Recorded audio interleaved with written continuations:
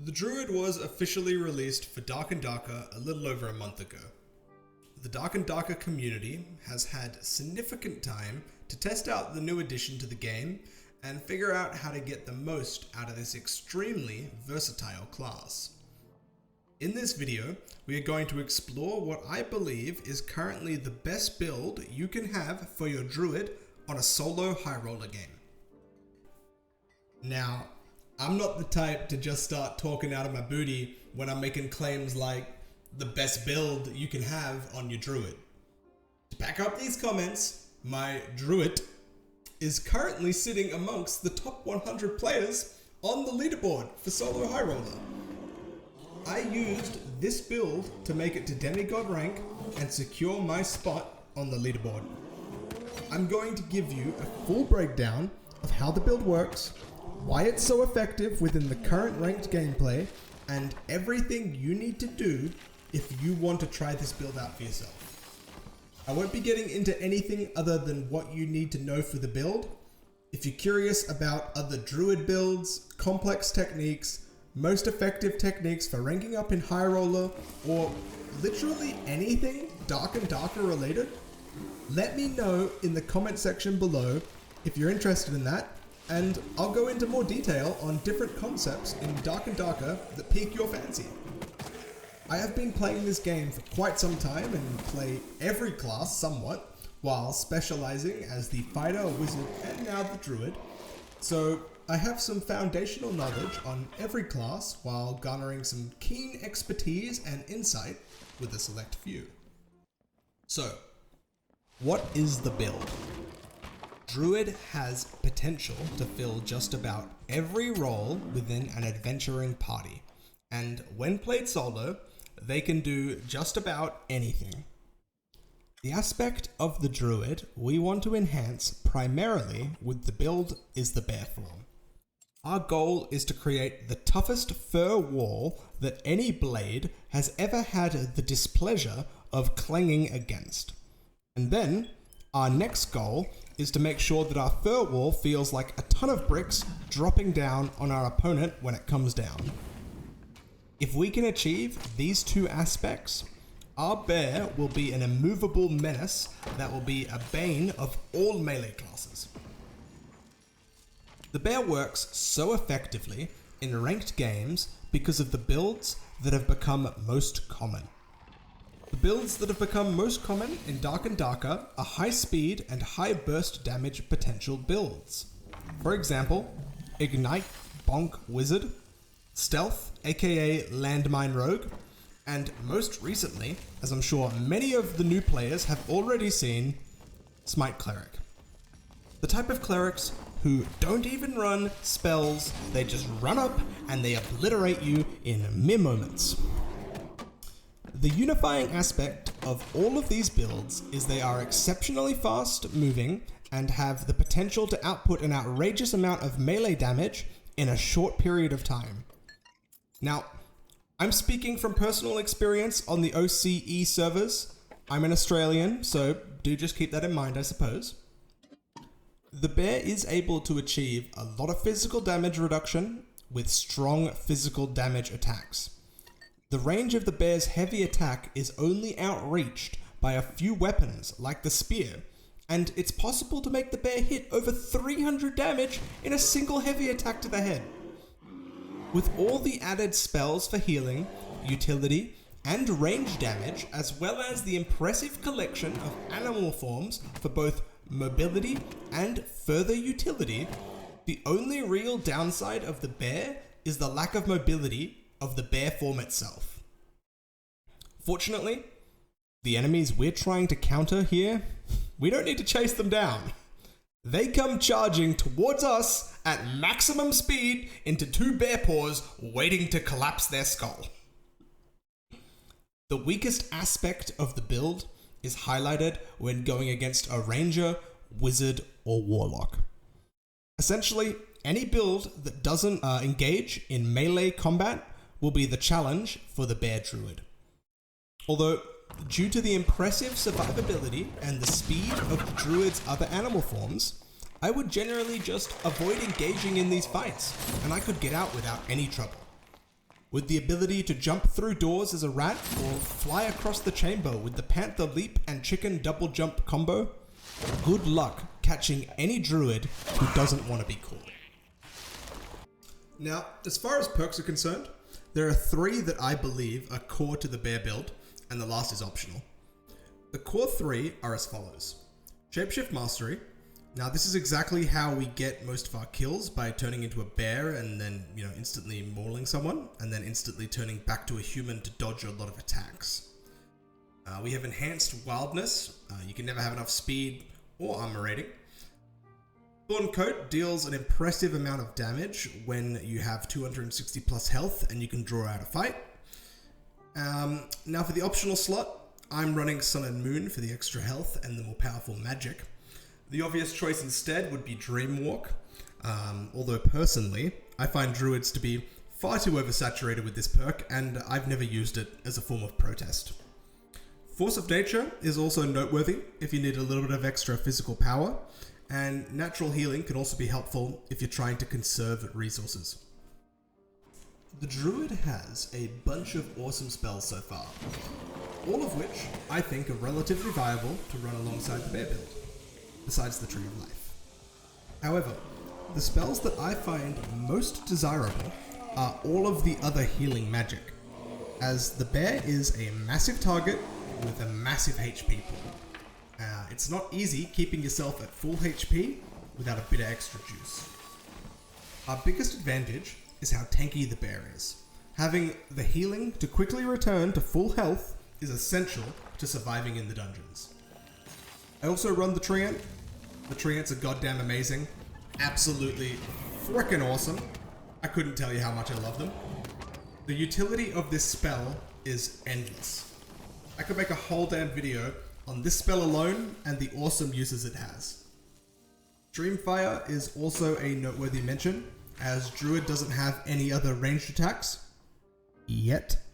I'm hoping that Iron Mace will add a sling to the game. The ability to heal and also dish out some ranged magical damage is bonkers. The spell has the power to turn the tides of countless battles.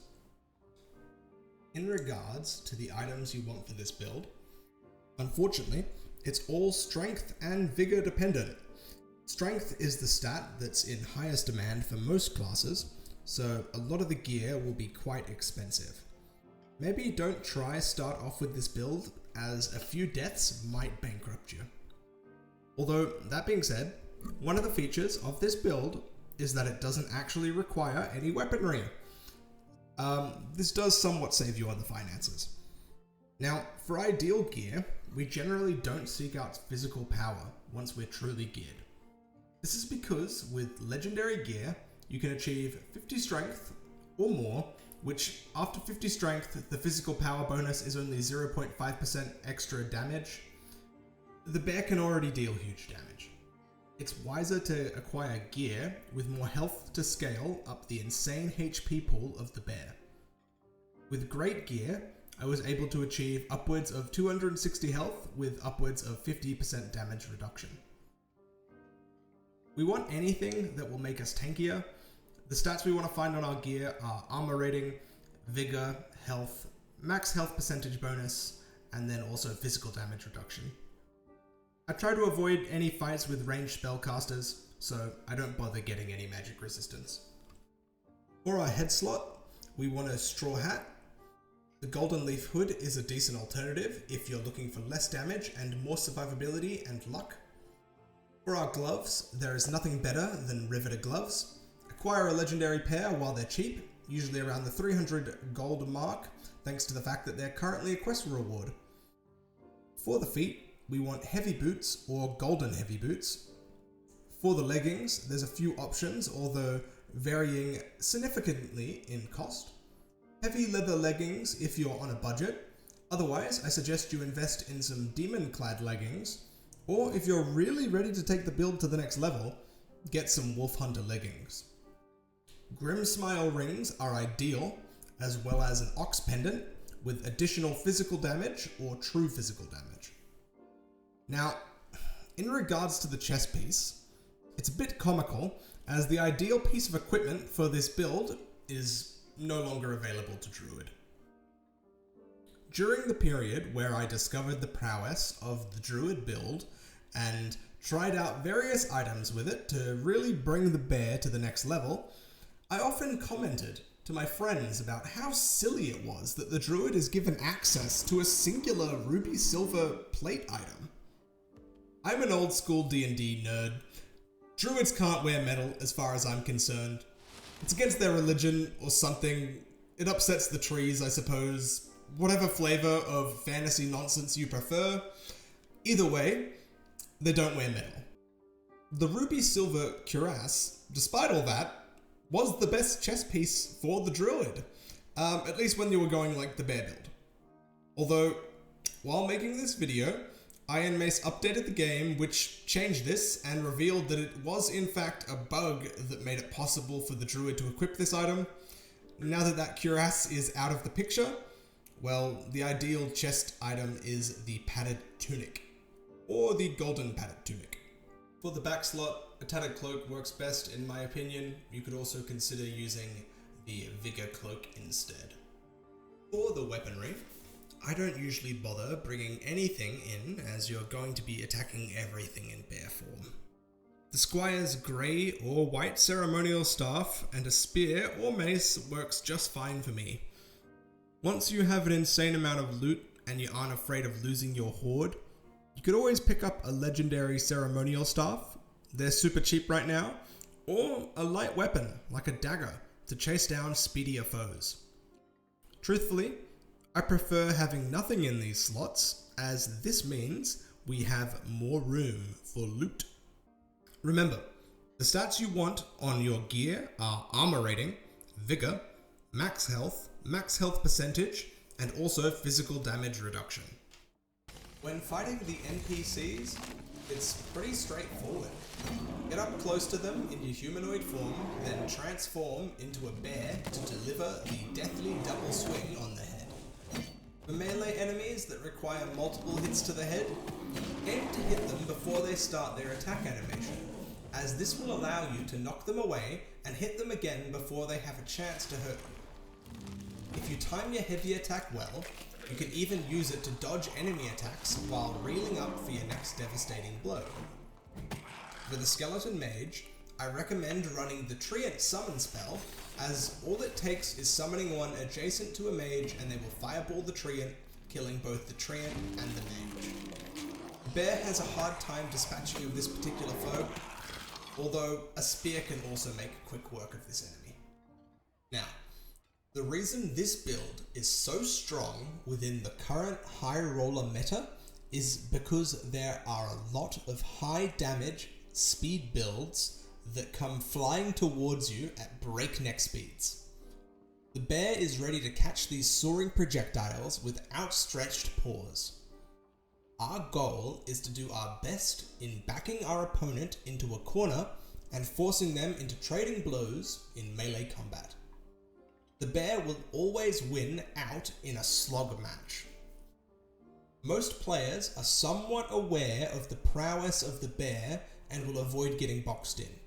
So stall out the fight, heal as much health as you need until you can cause your opponent to slip up so you can box them into a tight space.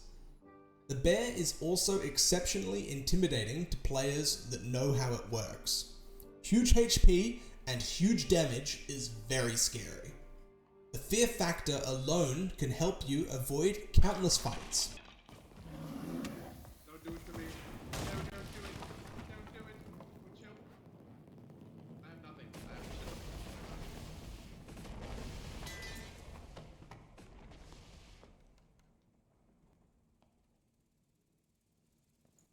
Oh.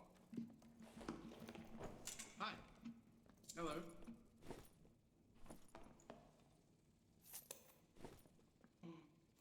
Thank you, sir. Thank you for saving this vile serf. I found it exceptionally easy to parlay with fellow adventurers I met in the dungeon and avoid combat simply through saying hello. It seems the bear is not worth the trouble of fighting for most players who take the time to consider their actions. That's about everything you need to know to get out there and start causing your own havoc in the world of Dark and Darker. If you found this video helpful, please remember to leave a like on the video as it helps other players just like you learn more about the game and helps our wonderful community of players to grow bigger. I live stream this game on solos, duos and trios over on my Twitch channel. The link could be found in the description of this video. Subscribe if you want to check out more Dark and Darker Demigod gameplay, tips and tricks, guides and anything in between. Thanks for watching, and I'll see you in the next video.